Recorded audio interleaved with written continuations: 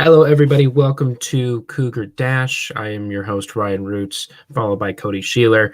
And we're going to be talking a lot about some newcomers for the WSU football program, specifically seeing which ones are going to have the biggest impact right out the gate, which ones are the most overrated going into this next season, and which one will have the most long-term impact as a Cougar. And Cody, I'm going to pass it off to you first here. Which newcomer, freshman or transfer, is going to come into Pullman and make the biggest instant impact? Yeah, so I'm going with a freshman for this one. And just to kind of put in a bit of a perspective, what these newcomers are looking like. So there's six people from this signing class currently enrolled, going through spring practice, which just started this week, which is why we're, kind of talking about football a little bit more. They've got 14 more that have signed letters of intent and will most likely be here in the summer, and then 4 transfers that we've talked, a bit about, and we'll get to them, I assume, a little bit later as well. But I'm going with a freshman for this one, and I'm going with Sam Carroll, who is one of the 6 that is enrolled right now, which I think is a big reason why he has an opportunity to make an impact right away. He's listed as defensive line. I think he might have played some D-end in high school, but he's about 6'4", 250, 260, which means he'll probably shift inside, which I think gives him another good chance to make an impact, because that's a position that is a little weak with nobody really standing out and utilizes a lot of rotation. So, I just think the fact that he's here already, he's practicing right now, which gives him some time to not only, make a name for himself, but learn the defense and all this stuff. And then, the fact that he's got the size, I think, to play right away. A lot of guys, especially, on the line, whether it's defensive or offensive, need a year or even 2 to kind of bulk up and get to, Division I football playing weight, but I think he's got it right away. So, I'm not expecting him to be an absolute star as a freshman. I think there's very little, I think there's not a lot of people that have that ability to do that right away, going through the freshman class, because WSU does not get a lot of, they don't get any 5 stars or really any 4 stars, so there are a lot of guys that take a little bit of time, but I think he's a guy who could play right away and be a, legitimate contributing, role player and rotation piece on a defensive line that could use some help. I can certainly see that, he's going to have at least somewhat of an impact right as he gets out there on the field for whether the spring game or honestly the first game of the season, because that D line has been through hell and back, and I kind of went a different route with mine, and I'm going to go with CJ Moore, who's a our JUCO transfer, big receiver, 6'4", 6'5", he's going to be he's going to have a huge impact right out the gate for WSU on a team that kind of went through a ton of gut punches so far this offseason, losing so many different key players. Losing Jameer Calvin's going to hurt a lot, and I think CJ Moore coming in out of JUCO is one of the top JUCO transfers this season. I believe he's the number 1 receiving JUCO transfer in the nation that WSU got a hold of, and just his big frame and just his his length, I think could prove a lot of wonders for WSU, especially on that outside. I mean, Calvin Jackson is still on the team, and he can probably learn behind Calvin Jackson a little bit. I will say I was off on my first receiver prediction earlier in the season, but this one feels a little bit different. I mean, he's got some college experience under his belt, big body, like I said, and for a receiving core that doesn't have a lot of length and a lot of height, throughout the whole entire line of scrimmage, I feel like he's going to be a day 1 contributor. Maybe not a day 1, wide receiver 1, or maybe even a wide receiver 2, but he will get play time, I believe, before the start of the next season. Yeah. I like CJ Moore a lot. I believe I brought him up last week. I think he's a guy who definitely has a chance to come in and make a name for himself. I think the only, and I thought about, before you decided to pick him, I thought about, talking about him or maybe looking at some of the receivers. But what stopped me from necessarily picking a receiver in terms of immediate impact is just the fact that Renard Bell and Travell Harris are still there, and they're going to be the guys, So even if CJ Moore or another guy ends up being, an outside starter, say opposite of Calvin Jackson Jr., they're at best the third option. And that's not even taking into account Max Borghi, who should be used as essentially a receiver as well as a running back. So I think that there's a lot of drawbacks in that. And, I picked a guy who might be playing D tackle, so I'm not going to say that his stats are going to be better. But, I just think if you're looking at just numbers wise, it could be a little underwhelming because of what that group is, and it's a really established group, which is one of the reasons why I went with the defensive line, because I think there's a lot of just open area for people to come in and take a spot on that group. Defensive end is a little more set in stone. Obviously some guys will be rotating in, but I especially think that interior defensive tackle spot, like I just think Carroll has a really good chance to honestly even become a starter as a true freshman, or at least, playing starter type minutes. And while CJ Moore, I think, will have a great year and play a lot, I just don't know if the numbers will be there because there's going to be a lot of other guys who need to catch the ball. That's for sure about WSU's receiving core. It's been stacked for the past 5 years now. In the back half of the air raid in the first season under the run and shoot. Rolovich has got to have some sort of weapons to turn to going into this next season, judging off of a lackluster performing season in this one, and the fact that he's most likely going to have another quarterback sort of circus, if you will, to try to see if who's going to be that starting position. Because I for one, I know I said it last week, I don't think Delora has the for sure starting position right now.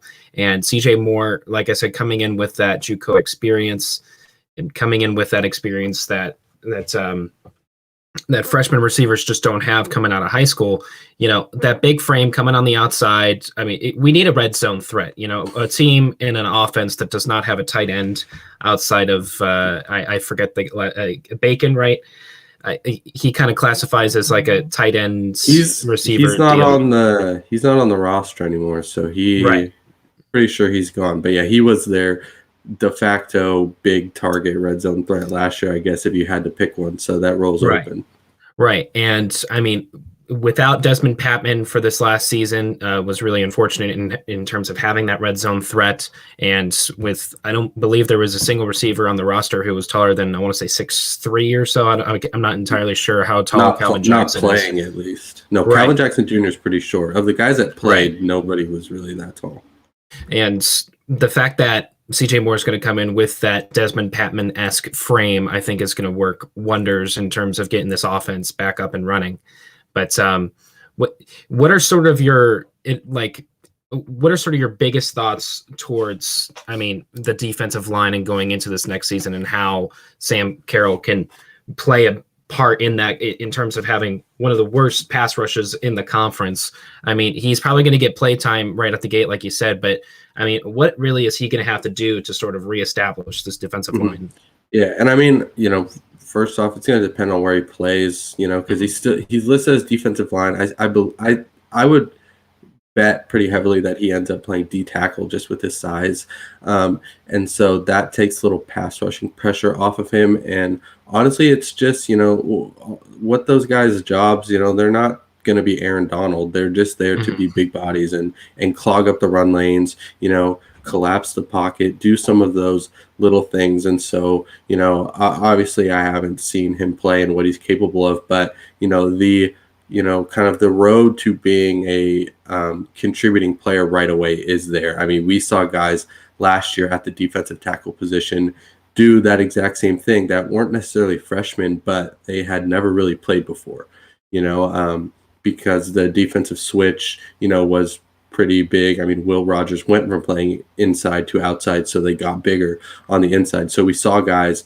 kind of do that same thing of not really doing much and then being thrust into a role. And so I think there is that possibility for him to do that, and he doesn't have to come in and even make a bunch of tackles or especially make a bunch of sacks. But if he's in there playing and if he's, clogging his gap and if he's doing the little things that he's asked to do, then I think that'll be a successful season for him.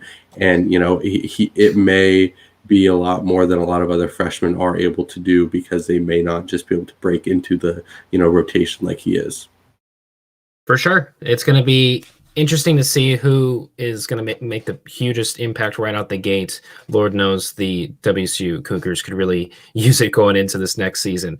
But now we can kind of take a little bit of a opposing side to this. What newcomer do you think is going to be the most overrated with all the people coming in, regardless of a freshman or a transfer? I mean, who do you got who's going to be the most overrated?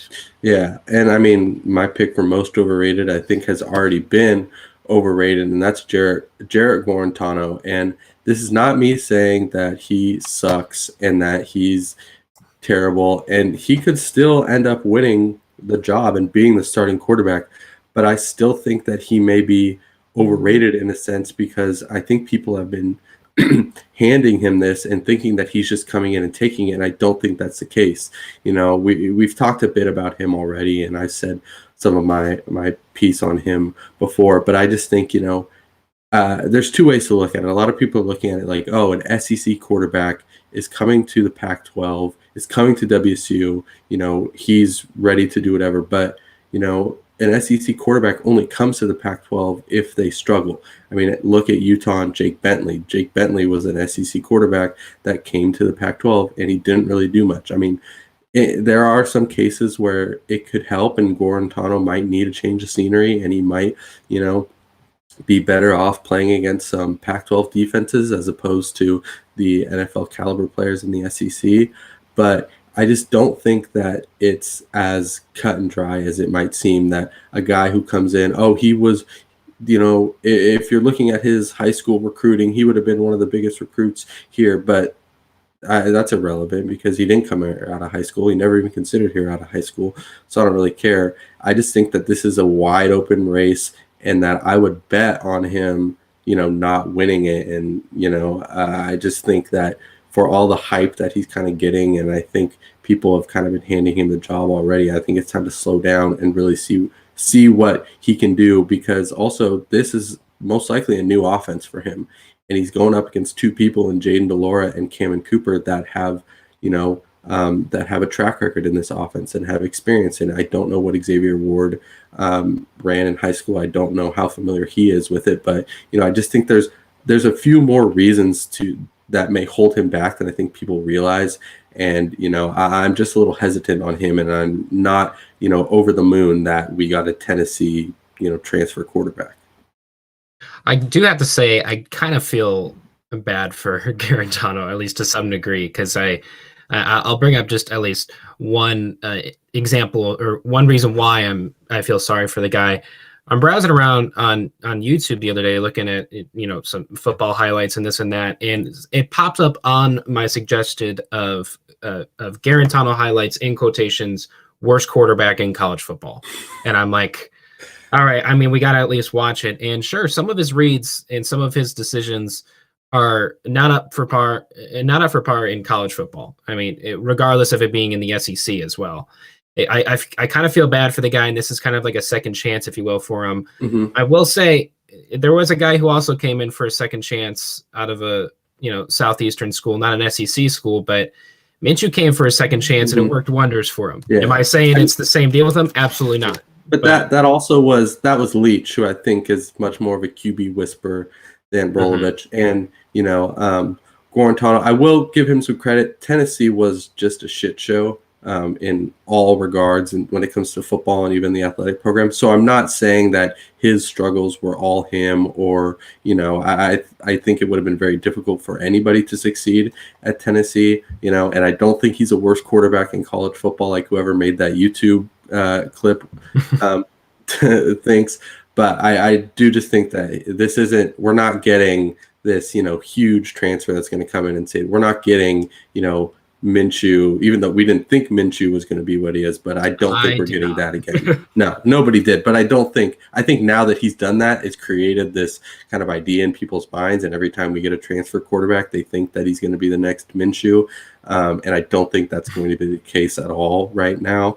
But yeah, just wanted to, but yeah, Tennessee, he had a tough time. I think he'll have if he does play, or even if he doesn't, I think he'll have a better time here than he did at Tennessee. But yeah. Oh, I'm sure those Tennessee fans really really just go after him on social media. It's really hard to see, but I'll keep my fingers crossed for the guy that like you said, just that he enjoys this community a little bit more. You know, I stuck with a wide receiver for the first topic, but I'm going to go wide receiver once again for overrated, and I picked Tizian Nunnally. I believe is how you pronounce his last name. I'll just refer to him as Tizian. There's a ton of receivers on this roster. There's so many mouths to feed, like you said. With I was talking about C.J. Moore, but with Travell Harris, with Renard Bell, and it also with Borghi. He's not even a receiver, but with such a talent that he is at running back, he should be a receiver to some degree. There's so many mouths to feed, and I think Tizian will have sort of like a long-term arc, later down the road. This feels like a redshirt season for me in regards to Tizian. That shouldn't be a knock on him. If he was here a year earlier, he would have gotten a COVID season on top of a redshirt season. But I'm sure that he will be a considerable receiver for WSU going down the road, going into this next season. Regardless of maybe a special teams guy, I'm not seeing much play time in such a deep receiving roster that WSU has. Yeah, I agree. And I think if I had to pick a position that was going to have guys kind of get overlooked and, fall through the cracks, if you may, and, be overrated in that sense, it would probably be receiver, because I believe, out of the 20 freshmen and transfers, JUCO transfers that they signed, I think 5 of them are wide receivers. So that's 4 others in his class. Not necessarily that he's going to have to compete directly with, because some will be slots, some will be outsides. But that's 4 others in his class. Not to mention, last year's freshman class that didn't really get their season. The year before, there's, freshmen and sophomore all over this roster. And the fact that guys are going to be sticking around even more. Calvin Jackson Jr. is here again because of the COVID season, so to say. And guys are going to be able to stick around a little bit longer if they want to. And so, somebody from that group is probably going to emerge. I think they're going to have to. I know, way long ago, back when we didn't even know football was happening this year, and we talked about some of these guys that we liked. I talked about Orion Peters, I believe, who is a slot guy, and I really liked him. And the reason I didn't pick him for, an instant impact guy, or even a long-term impact guy, which we'll get to next, is just that the wide receiver position, there's so much just competition and talent there. And who knows, because, next year they may bring in another transfer, they may do this or that. A guy who's not even listed in the recruiting class or even with the transfers because he's a walk-on is Lincoln Victor, who was at Hawaii, recruited by Nick Rolovich, is, I believe, probably going to play wide receiver, and he's another athlete. So that's, now we're adding 5 guys that he has to compete with just that are newcomers this year. So I think he's got a tough road ahead of him, and I'm not saying that, he's, destined to not live up to it, but I think really you could have picked any of those wide receivers for that kind of, for this category, and you'd have a good chance of hitting, just because not all of them are going to be great, and so somebody's going to fall through the cracks. Like I said before, he's going to have an impact down the road to some degree, because every receiver that comes to WSU, for the most part, you'll get some receptions down the road, but with Travell Harris, Renard Bell, and Calvin Jackson Jr., there's so many mouths to feed, so many veterans on this team. Even with C.J. Moore coming in, I think he's going to be a day one contributor as well. He'll take the redshirt season this year, and I don't think I think Garantano's already used his redshirt season. I could be wrong by that, but probably. I believe he's in as a grad transfer. So okay, gotcha. I think so. He's playing this year, and then he's gone. Gotcha. And then the last prospects that we're going to look at are the ones that are going to have the biggest long-term impact, and this is arguably the most important of the categories, because you can have someone redshirt for a year like Tizian Nunnally, I think will probably do. You could have someone come in right out the gate and have an instant impact like Borghi, But who's going to be, the long term, the Jihad Woods, who are going to be the long term contributors for this team? Who do you got, Cody? Yeah, so I'm going a little kind of unorthodox here in that I'm picking one of the transfers who I believe is going to be coming in as a redshirt junior, or I think, and that's Christian Jackson, the cornerback from Michigan State. And I originally I was thinking of him for my immediate impact. And the reason I didn't do that is because as I did research and I saved myself from embarrassment, is that he's not eligible this year. He has to sit out due to the transfer rule. Okay. So he won't be even able to play this year. He's practicing, but he won't be able to play until the following year, which leads me to pick long-term impact for him because he'll have 2 years after that, which may be considered a little short, because some of these freshmen are going to have 3 or 4 years. But, I just think this is a guy who is from Michigan State, plays corner. I don't know if I mentioned that. And that is a position anywhere in the secondary that this team desperately needs. And I think if he was eligible this year, he'd come in and he'd play immediately. They do have some young guys at that corner position. Jalen Watson was a JUCO transfer, I believe. He was great last year. Shaw Smith-Wade has showed some potential. But I think when Christian Jackson gets the chance to play, he's going to contribute right out the gate. And another reason why I think that is I'm a huge believer in the importance of jersey numbers and looking at jersey numbers that players get when they come in here. And Christian Jackson got number 12. And so you don't give number 12 to a guy who's not going to play. That's just my methodology here. I think it's important to look at the guys who change numbers in between seasons because those guys are going to break out